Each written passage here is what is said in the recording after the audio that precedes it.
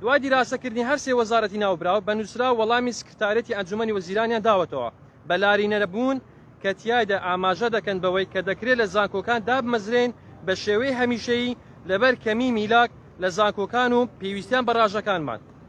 پاشان سکرتارەتی ئەنجومەنی وەزیران لیستی ناوەکان و داواکاری وەزارەتی خوێنی باڵای ئاراستەی وەزارەتەکانی دارایی و پلاندانان کرد بە مەبەستی تەرخانکراوی دارایی و هێنانەکای پلەی وەزیفی کە جارێکتر هەردوو وەزارەت وەڵامیان بە لارینەبوون داوەتەوە بە ئاماژەدان بە بڕی موچە و دەرماڵەکان و هێنانەکای پلەی وەزیفی بۆ وەزارەتی خوێنی باڵا. دواتر چەندین جار پەیوەندیمان بە سەرۆکایەتی دیوان و سکرتارەتی ئەنجومەنی وەزیران بەڕێزەوە کردووە لە نزیکەوە دکتۆر مێسەباح و دکتۆر ئامازمان بینیوە، بەڵام هێشتا وەڵامێکی ئەرێنی دڵخۆشکەرمان پێ نەگەیشتووە سەبارەت بە دامەزراندن و نەخراوەتە بەرنامەکاری ئەنجومەنی وەزیرانەوە. بەڕێزان، ئەمە لە کاتێکدایە کە زۆربەمان وانەبێژین و خۆبەخشین لە زانکۆ حکومیەکان و خزمەت دەکەین بەهۆی کەمی میلاکی زانکۆکان.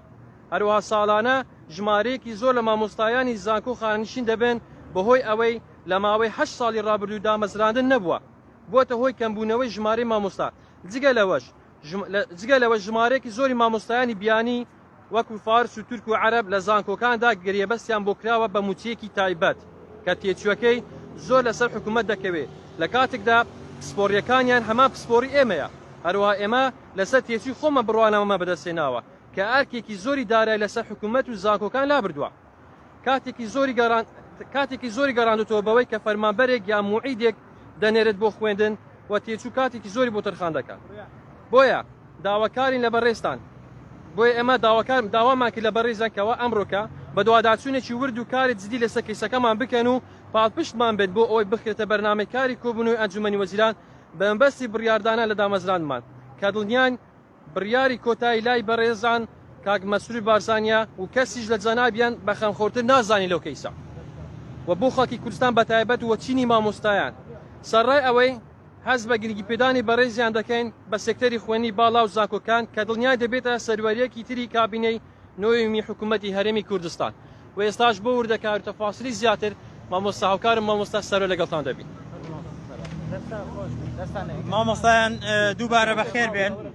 ئەمڕۆ ئێمە ئەم یاداشتەمانە بە بەڕێزان لە ئەنجومەنی وەزیران و داواکاری ئەم ڕۆژمان بینینی بەڕێزان کاک مەسروور بارزانی و کاک قوبات تاڵبانیە، بەڵام بەداخەوە هەتا ئەم دەقەیە وەڵامیان نەداینەوە.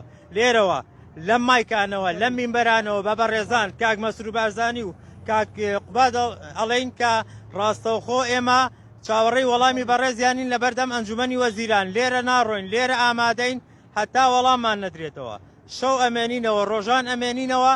ئەمە تەنها داواکاریەکی بەسیط بوو. لێرەوە لە کەناڵەکانی ڕاگەاندنەوە داوا لە هاوکارانی ترمانەکەین کە لە ڕۆژانی ئایندەدا هاوکارمان بن. بەڵام ئێمە ماوەی یەک مانگ ئەدەین بە حکوومەت کە وەڵامی ئەو یاداشتەمان داتەوە کەیسەکەی ئێمە لە بەرژەوەندی ئێمە و بە دامەزراندنمان لە زانکۆکانە کۆتایی پێبێنێ. بە پێچەوانەوە ئێمە ئامادەین خۆپیشاندانی فراوان بکەین و کونسوڵی وڵاتان ئاگادارەکەینەوە و ئامادەن خێمە لە بەردەم ئەنجومەنی وەزیران ناڵدەین هەتاکو ئەگەین بە مافی ڕەوای خۆمان کە مافێکە لەسەر ئەرکی دارایی خۆمان و خێزانەکانمان لە وڵاتانەوە ئێمە بڕوانامەمان هێناوە و ئەبینین کە ساڵانە ژمارەیەکی زۆر خانە نیشی نەبێت و ئێمە بەوانەبێژی جێگایان نەکەینەوە بۆ بە میلاک جێگایان نەکەینەوە.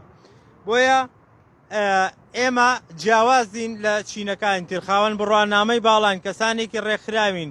ئێمە لە داهاتووە لە ماوەی ئەو مانگە ئەگەر تێپەڕ بە وەڵامی زیاترمانە بێ و خۆپیشاندان و هەڵدانی چادر لە بەردەم ئەنجومەنی وەزیرانە کاردەوانەوەن بێ. سپاس.